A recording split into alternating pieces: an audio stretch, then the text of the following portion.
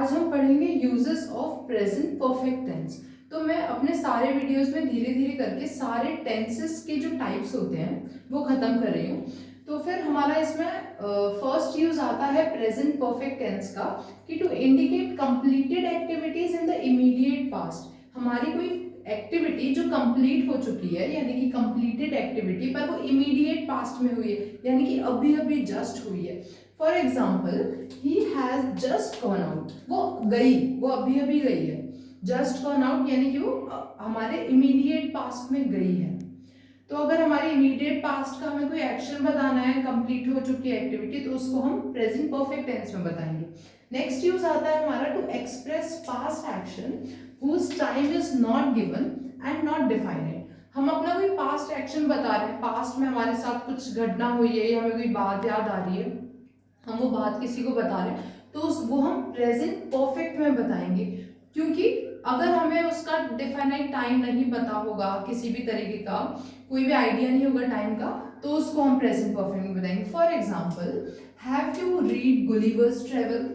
वो पूछ रहा है कि have you read Gulliver's travel, कोई स्पेसिफिक टाइम या कौन से दिन पे, ऐसा कुछ नहीं, जस्ट। नेक्स्ट एग्जाम्पल है हमारा I have never known to him to be angry. मतलब हम ऐसे सेंटेंसेस बताते हैं प्रेजेंट परफेक्ट में जिसमें टाइम बताने की जरूरत ही ना पड़े। जैसे कि यहाँ पे है I have never known to him to be angry, मैंने उसे कभी गुस्सा करते हुए नहीं देखा। तो अब मैं उसको कोई स्पेसिफिक टाइम, डेट या पीरियड तो नहीं बताऊंगी कि कब कब गुस्सा करते हुए नहीं देखा, जस्ट कभी नहीं देखा गुस्सा करते हुए, इसीलिए हम ये सेंटेंस को प्रेजेंट परफेक्ट टेंस में बनाएंगे। नेक्स्ट यूज आता है हमारा to describe the past event when its effect is still existing.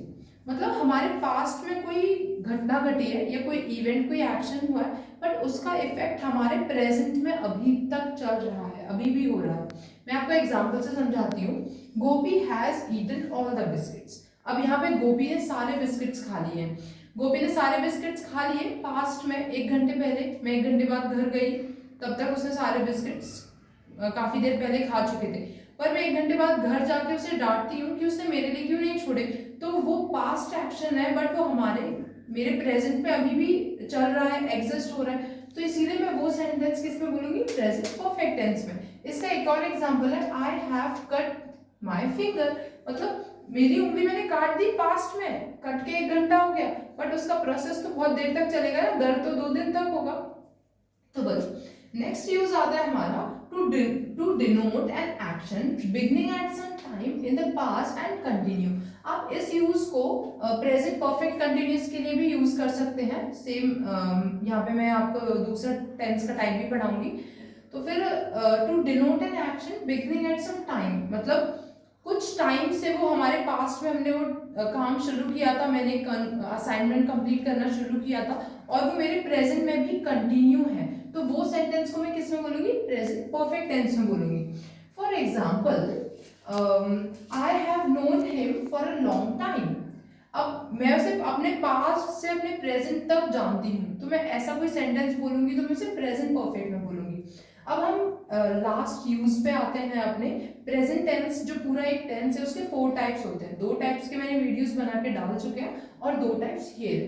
तो जो प्रेजेंट परफेक्ट कंटिन्यूअस टेंस है उसमें जो उसका एक ही यूज है। उसका क्या यूज है, action which begin at some time past and still continue. मैंने आपको जैसे बताया कि ये दोनों सेम यूज है, बस प्रेजेंट परफेक्ट कंटिन्यूअस के यूज में डिफरेंट क्या होता है कि उसमें फॉर या सिंस लगाते हैं हम। फॉर या मतलब फॉर या सिंस लगाते हैं। अब सिंस कब लगाते हैं, जब हमें पॉइंट ऑफ टाइम बताना हो, और फॉर कब लगाते हैं, जब पीरियड ऑफ टाइम बताना हो। यानी कि सेंटेंस हमारा सेम होगा, बस अगर आपको एग्जाम में कभी पॉइंट ऑफ टाइम या पीरियड ऑफ टाइम दे दिया जाए तो आपको कंफ्यूज नहीं होना है कि वो प्रेजेंट परफेक्ट का है या प्रेजेंट परफेक्ट कंटिन्यूअस का है। पीरियड ऑफ टाइम और पॉइंट ऑफ टाइम है यानी कि वो प्रेजेंट परफेक्ट कंटिन्यूअस का है। For example, he has been sleeping for 5 hours।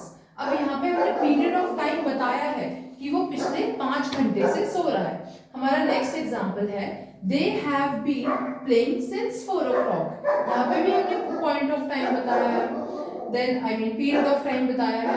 फिर नेक्स्ट आता है हमारा they have been building the bridge for several months।